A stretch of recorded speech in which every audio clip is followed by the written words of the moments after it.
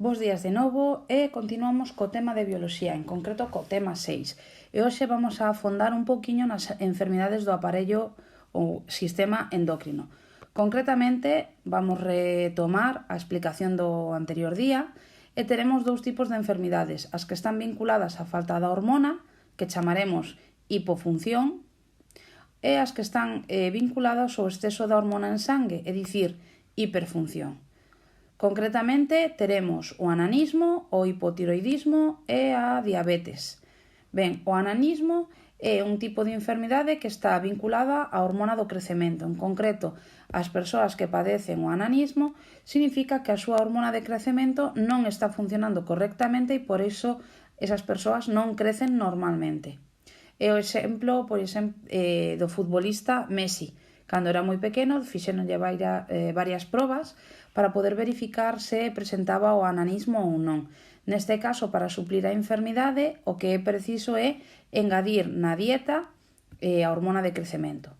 O hipotiroidismo, neste caso, trátase dunha enfermidade da tiroides, no que a tiroides funciona incorrectamente, neste caso, por debaixo da súa función normal.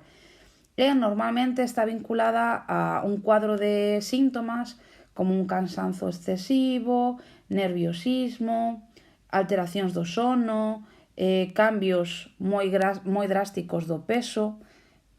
Entón, este tipo de enfermidade tamén ten que controlarse a través dunha medicación que vai corrixir a cantidade desta hormona en sangue.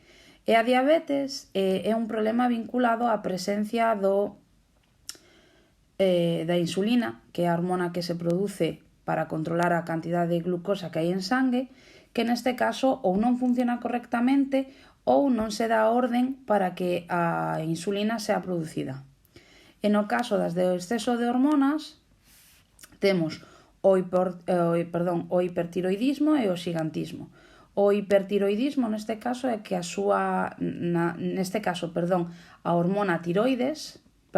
glándula tiroides está producindo máis hormona da que debería producir. En este caso está vinculada normalmente con persoas que teñen problemas en pérdida de peso que non teñen explicación, un excesivo nerviosismo, insomnio. Entón, realmente, se os fixades os síntomas do hipertiroidismo e do hipotiroidismo son moi semellantes. Entón, é preciso facer un análise de sangue no que van a poder testemuñar cal é a cantidade de a hormona da tiroides que está en funcionamento. En función do resultado da análise, dirán cal é o problema que temos. E no caso do xigantismo é cando temos máis hormona do crecemento en sangue da que debería haber. Neste caso son persoas que dende moi xóvenes teñen un crecemento moi rápido. Son persoas que facilmente aos 12 anos xa están medindo perfectamente os 2 metros de altura. Neste caso precisan dun control bastante exhaustivo porque debido ao crecemento tan rápido o que son as estruturas óseas e musculares non terminan de acadar o grosor ou a tonificación que precisan para poder ter unha boa mobilidade.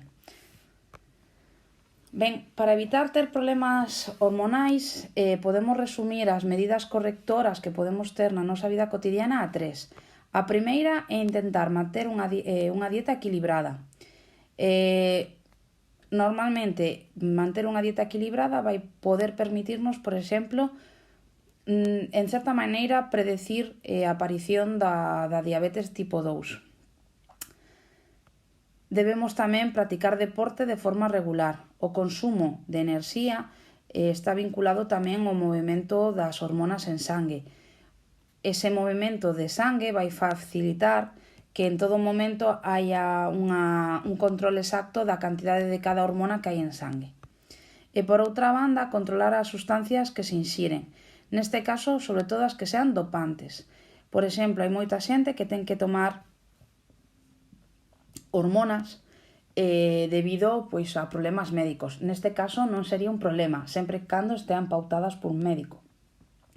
Pero hai outro tipo de persoas, normalmente persoas máis vinculadas ao tema de deporte, cando convértese nunha obsesión, que non dubidan en inserir hormonas en ningunha análise, sen ningún control por parte dun doctor, para saber como está funcionando o seu corpo.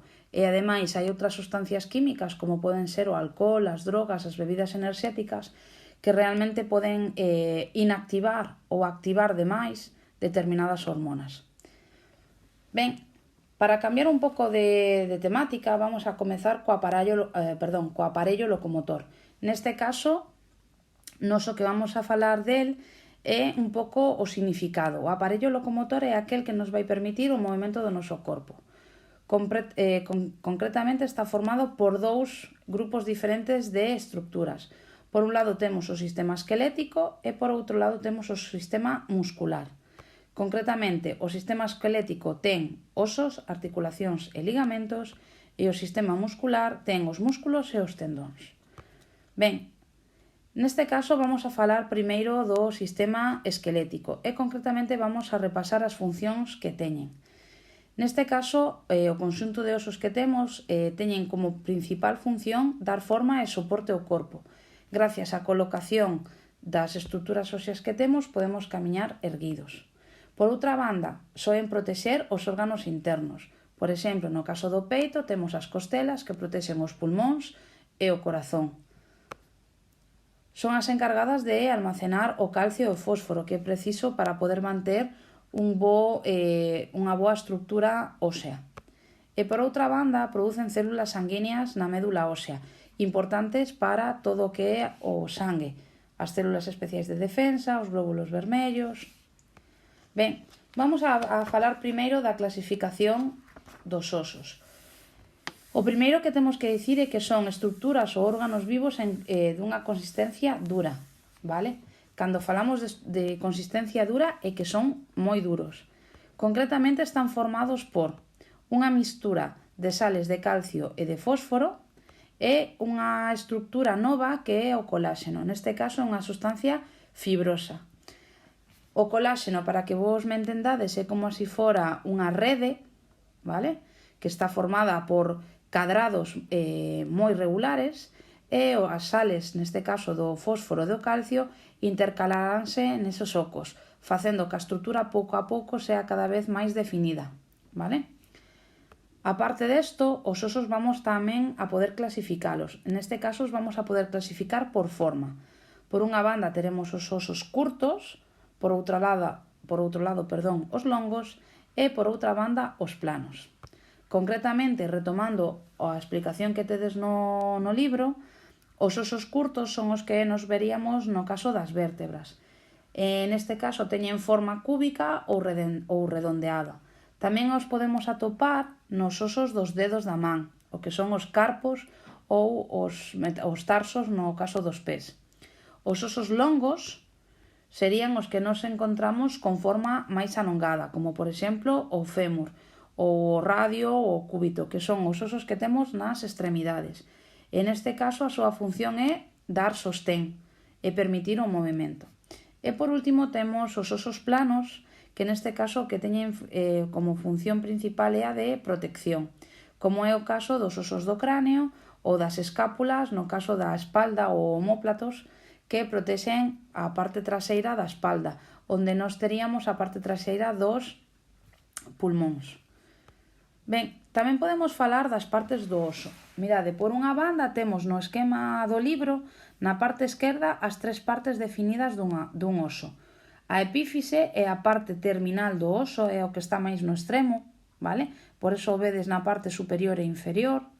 A metáfise é a parte onde comeza a engrosarse un pouquiño o oso e por último temos a diafase ou diáfase, que neste caso é a zona máis alongada do oso.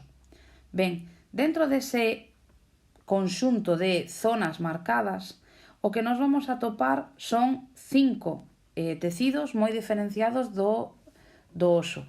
Isto xa o dimos no tema, creo lembrar que era o tema 2, esperade que o confirmo.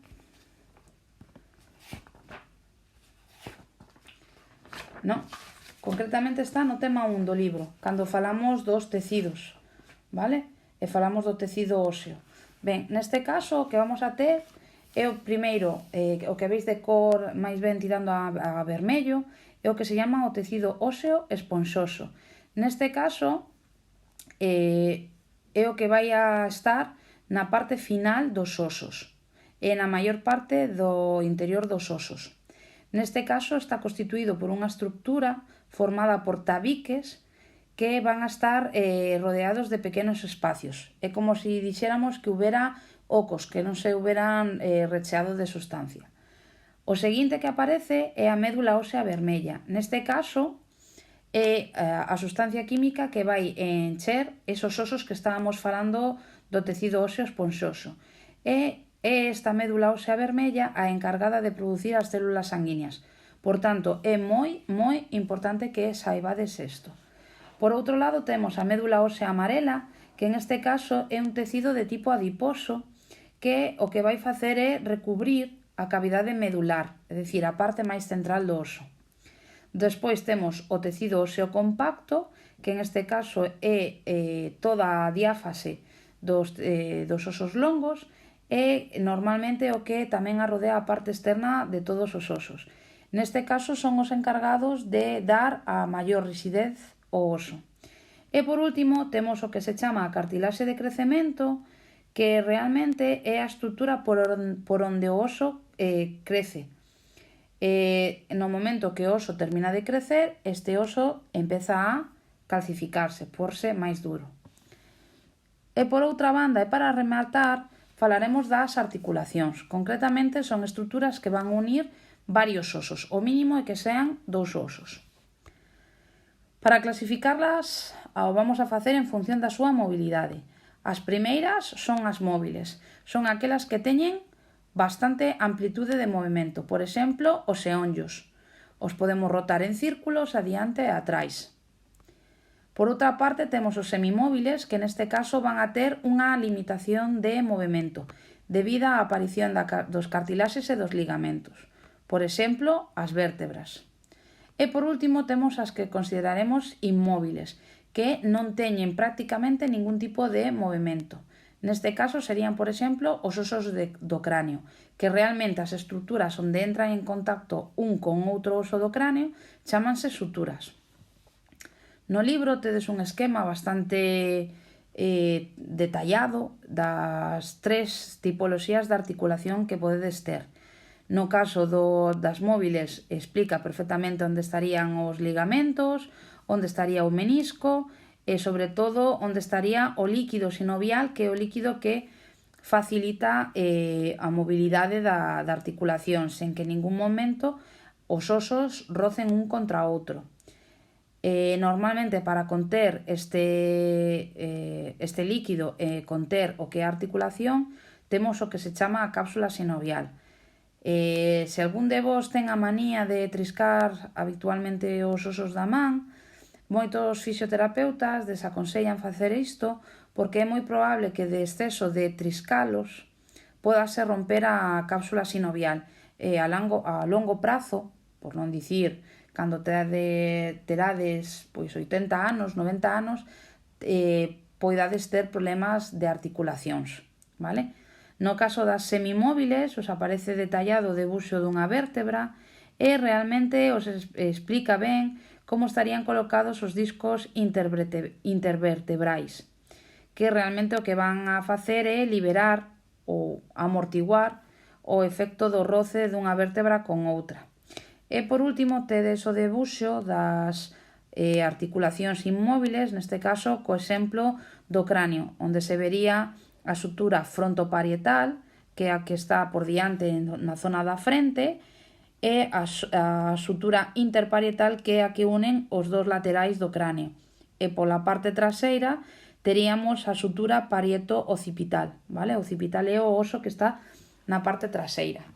Ben, aunque son nombres moi concretos desta parte, o único que preciso é que teñades claro como son as articulacións, como se poden clasificar e explicar brevemente en que consiste ese nome. Por exemplo, se falo das articulacións móviles, son aquelas que teñen un amplio movimento, é dicir, poden moverse en varias direccións, como é o caso do xeonllo. Con isto xa chegaría para saber definir este tipo de articulación.